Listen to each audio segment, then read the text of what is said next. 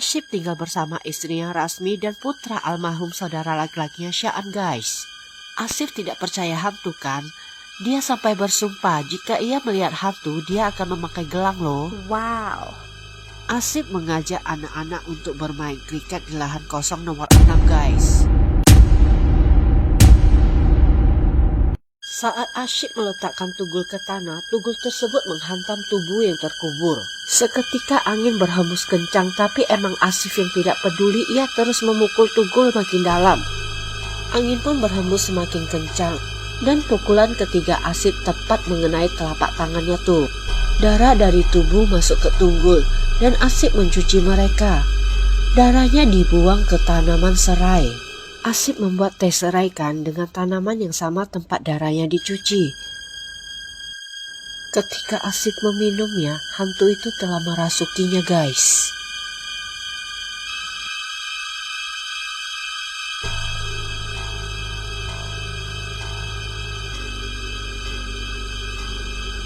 Asyif mulai bertingkah aneh kan.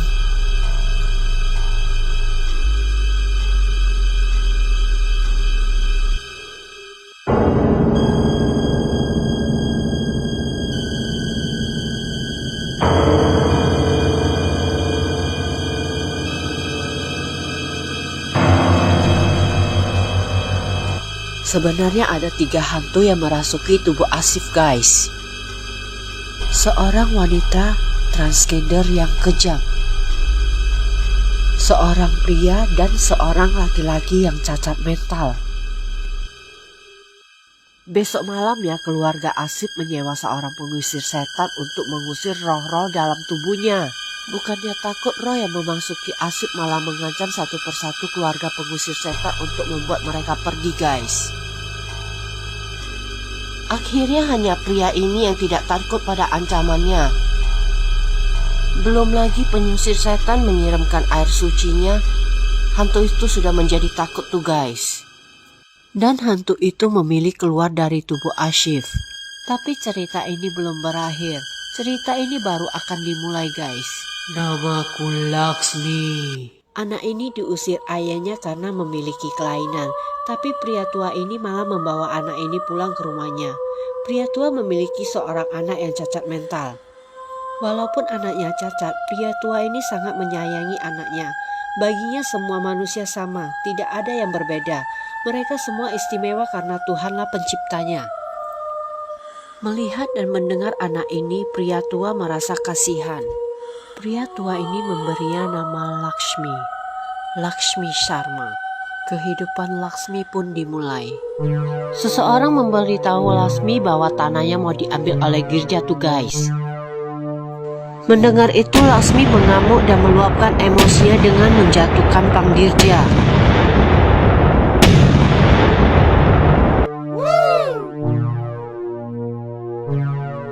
Belum puas hanya menjatuhkan Pang Dirja, Laksmi juga mendatangi rumah Girja.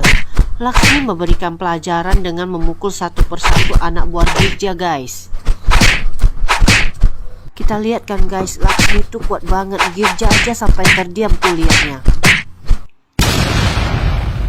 Melihat kekuatan Laksmi, Dirja berpura-pura marah kepada anak buahnya guys. Istri Girja datang pun ingin mengembalikan surat tanah Laksmi. Tapi ketika Laksmi lengah, mereka menancapkan pisau di badan Laksmi dan anak buah Dirja langsung memukulnya. Belum puas memukul sekali, mereka terus memukul Laksmi tanpa ampun sampai ayah dan adiknya datang. Ayah yang bermaksud menolong malah dibunuh, dan adiknya diperdaya untuk bunuh diri. Melihat orang yang disayangnya mati, Laksmi bersumpah akan membunuh mereka semua. Setelah mendengar cerita Laksmi, Asyif merasa kasihan. Asyif memutuskan meminjamkan tubuhnya pada Laksmi untuk balas dendam guys. Badut mengerikan ini mendatangi pria botak dan mengejarnya. Ternyata badut ini adalah Laksmi yang berbadankan Asyif. Laksmi mempermainkan si botak sampai membuat si botak memohon ampun. Tapi akhirnya Laksmi tetap membunuh si botak tuh. Mata dibayar mata, nyawa dibayar nyawa. Merasa tidak enak, pria ini melihat ke belakang tapi tidak melihat apapun. Melihat ke depan, pria dan wanita ini malah dikejutkan dengan penampakan hantu, guys. Hantu Laksmi datang untuk membunuh pria ini. Pria ini adalah salah satu anak buah Girja, guys.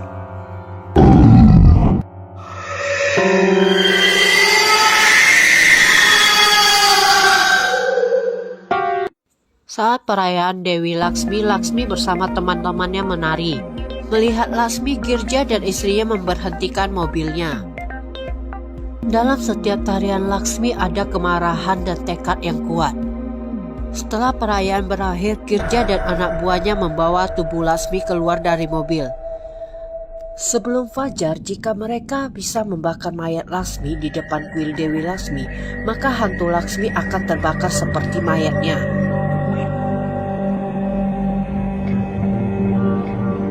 Tubuh Laksmi akan dilemparkan, tapi Laksmi datang tepat waktu menghentikan mereka. Kemarahan Laksmi membuat mereka lari ketakutan. Musuh di depan mata tidak mungkin dilepaskan oleh Laksmi. Dengan kejam Laksmi membunuh mereka satu persatu seperti sumpahnya. Pria ini, Laksmi membakarnya hidup-hidup.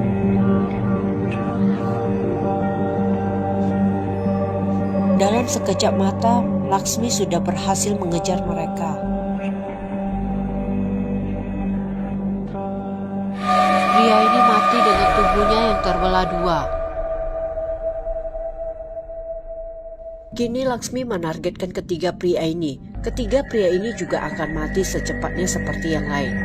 Waktu masih hidup, Laksmi sudah sekuat itu.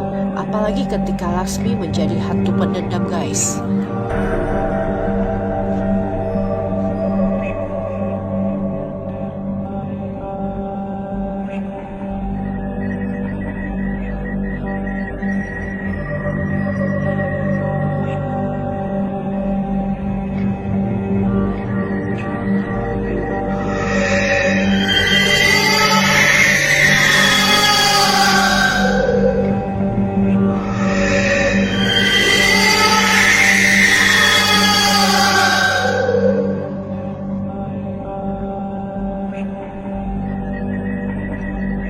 Hanya tersisa dua manusia jahat, Girja dan istrinya.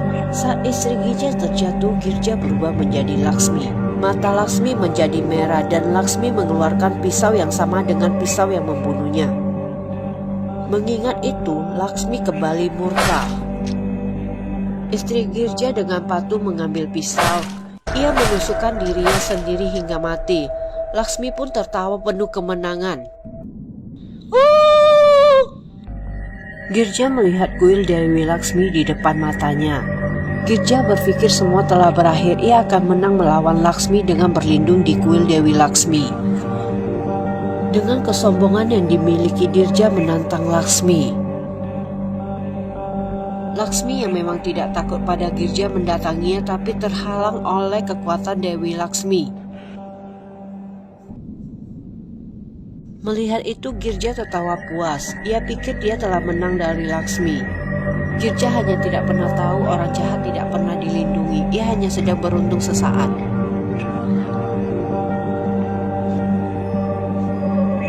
Tuhan selalu punya rencana. Jika Laksmi tidak bisa memasuki kuil, masih ada Asif. Pertunjukan dimulai dengan Laksmi yang berubah menjadi Asif. Seketika kesombongan Girja luntur menjadi ketakutan kembali. Dengan mudah Asif masuk ke dalam kuil Dewi Laksmi tanpa halangan mengejar Girja.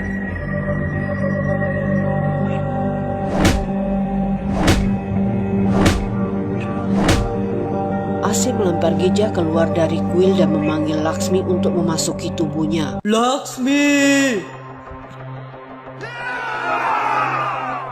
Laksmi ingin Girja merasakan kesakitan yang ia rasakan. Dengan terus-menerus, Laksmi terus memukul Girja tanpa ampun.